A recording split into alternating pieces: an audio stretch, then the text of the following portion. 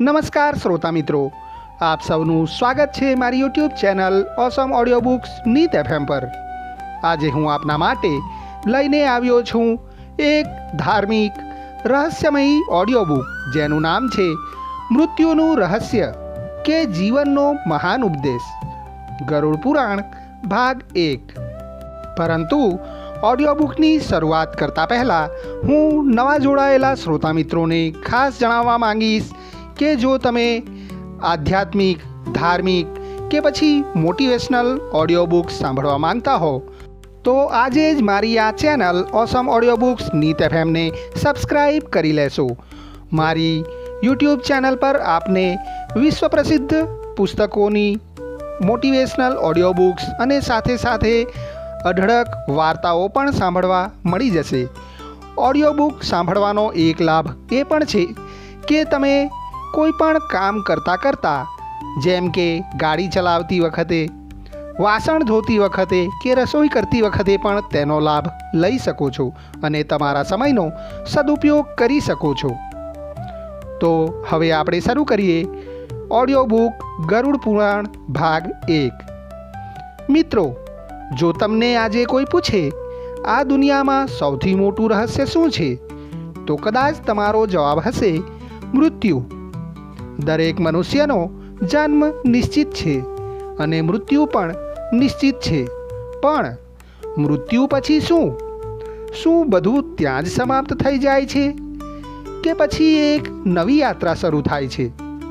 હજારો વર્ષોથી આ પ્રશ્ન માનવજાતને વિચારવા મજબૂર કરતો આવ્યો છે અને આ જ પ્રશ્નનો જવાબ શોધવાનો પ્રયાસ કરે છે ગરુડ પુરાણ। પરંતુ શું ગરુડ પુરાણ માત્ર મૃત્યુ પછીની સજા અને યમલોકનું વર્ણન કરતું ગ્રંથ છે કે પછી તે જીવનને સાચી રીતે જીવવાનું માર્ગદર્શન પણ આપે છે? આજે આપણે આ રહસ્યમય યાત્રાની શરૂઆત કરીશું। સૌથી પહેલાં આપણે જાણીશું ગરુડ પુરાણ શું છે। હિન્દુ પરંપરામાં 18 મહાપુરાણોનું વિશેષ સ્થાન છે, તેમાંનું એક છે ગરુડ પુરાણ। આ ગ્રંથમાં ભગવાન વિષ્ણુ અને તેમના પરમ ભક્ત ગરુડ વચ્ચે થયેલા સંવાદનું વર્ણન મળે છે। એક દિવસ ગરુડે ભગવાન વિષ્ણુને એક પ્રશ્ન પૂછ્યો, હે પ્રભુ, મનુષ્ય મૃત્યુ પછી ક્યાં જાય છે? આત્માની યાત્રા કેવી હોય છે અને જીવનમાં એવા કયા કર્મ કરવા જોઈએ કે જેથી આત્માને શાંતિ મળે? ભગવાન વિષ્ણુએ સ્મિત કર્યું અને પછી શરૂ થયો એક એવો દિવ્ય સંવાદ જે આજે પણ લાખો લોકોને વિચારવા પ્રેરિત કરે છે। ગરુડ કોણ હતા?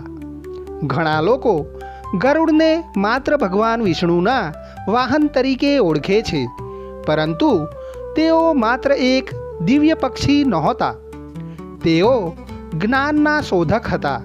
તેમને સત્ય જાણવાની તીવ્ર ઈચ્છા હતી। તેમના પ્રશ્નો માત્ર તેમના નહોતા, પણ સમગ્ર માનવજાત માટે હતા અને કદાચ આપણા માટે પણ। હવે પ્રશ્ન એ આવે છે કે મૃત્યુનો ડર કેમ લાગે છે? વિચાર કરો, મનુષ્યને મૃત્યુથી વધારે ડર મૃત્યુ પછી શું થશે તેની અજાણતાનો હોય છે। અજાણ્યું હંમેશા ભય પેદા કરે છે। ગરુડ પુરાણ આપણને ડરાવવા માટે નથી, તે કહે છે જો જીવન સત્ય, કરુણા અને સારા કર્મોથી જીવવામાં આવે તો મૃત્યુ અંત નથી, એક પરિવર્તન છે। જીવનનું સૌથી મોટું સત્ય। દરેક દિવસ આપણે ઘણા લોકોના મૃત્યુના સમાચાર સાંભળીએ છીએ, થોડી ક્ષણો માટે વિચારીએ છીએ, પછી ફરી રોજિંદા જીવનમાં વ્યસ્ત થઈ જઈએ છીએ। પરંતુ ગરુડ પુરાણ જાણે ધીમેથી પૂછે છે, જો મૃત્યુ નિશ્ચિત છે તો જીવનનો હેતુ શું છે? ધન, પ્રસિદ્ધિ, સત્તા કે પછી કંઈક વધુ ઊંડું? ગરુડ પુરાણનો મુખ્ય સંદેશ। આ ગ્રંથનો સૌથી મહત્વનો સંદેશ એ નથી કે મૃત્યુ પછી શું થશે, પરંતુ આજે જીવતા જીવ આપણે શું કરી રહ્યા છીએ? શું આપણે કોઈનું દિલ દુભાવીએ છીએ? શું આપણે સત્ય બોલીએ છીએ? શું આપણે માતા પિતાનો આદર કરીએ છીએ? શું આપણે જરૂરિયાતમંદની મદદ કરીએ છીએ? કારણ કે આજના કર્મો આવતીકાલની યાત્રાને અસર કરે છે, એવો આ ગ્રંથનો મૂળ વિચાર છે. શું દરેક વાતને શાબ્દિક માનવી જોઈએ? ઘણા લોકો ગરુડ પુરાણમાં આવેલા યમલોક, નરક અને દંડના વર્ણનો શાબ્દિક રીતે સમજે છે, જ્યારે ઘણા વિદ્વાનો માને છે કે આ વર્ણનો પ્રતિકાત્મક પણ હોઈ શકે છે. તેનો હેતુ માણસને ડરાવવાનો નહીં, પણ સારા જીવન તરફ પ્રેરવાનો છે. આ જુદા જુદા અર્થઘટનો છે અને લોકોની માન્યતાઓ અલગ અલગ હોઈ શકે છે. મિત્રો, હવે પછીના ભાગમાં આપને શું સાંભળવા મળશે? આગળના એપિસોડમાં આપણે જાણીશું મૃત્યુની ક્ષણ પછી ગરુડ પુરાણ અનુસાર આત્માની યાત્રાનું વર્ણન કેવી રીતે કરવામાં આવ્યું છે. શું આત્મા તરત જ આગળ વધે છે કે કોઈ મધ્યવર્તી અવસ્થા હોય છે? અને શા માટે જીવનમાં કરેલા કર્મોને આટલું મહત્ત્વ આપવામાં આવે છે? આ તમામ પ્રશ્નો સાથે આપણી રહસ્યમય યાત્રા આગળ વધશે.